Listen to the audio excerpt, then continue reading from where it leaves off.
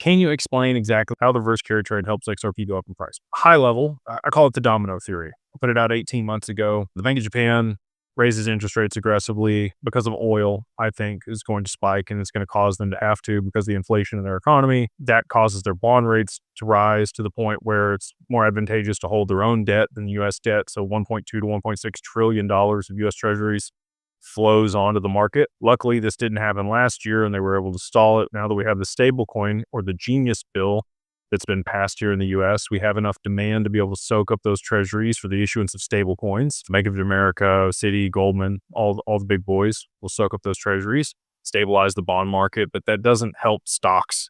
I think that you're also going to see Tether take a big hit. You're going to see Bitcoin drop, gold drop, which a 30% drop in both of those assets would cause Tether to deep. It'll be a death spiral on Tether, in my opinion, which will have huge implications for the crypto market.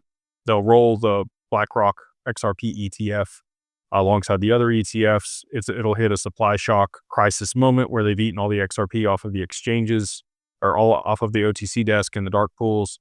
They'll hit the exchanges for the last billion XRP that's available. Price will skyrocket, FOMO will ensue. Everybody else will be freaking out because the stock market and everything else is collapsing. They'll move back into the stock market to instant settlement to be able to mitigate the risk and, settle the Bitcoin ETFs real time to be able to de-risk from the situation that'll transpire there. And the only way they're going to be able to do that is to use XRP. So they're going to have to drive enough liquidity into it, around at least $100 per XRP, in order to be able to facilitate the settlement real time on the back end of the stock market. So that's my thesis at a high level. There's a lot more nuance that goes into that.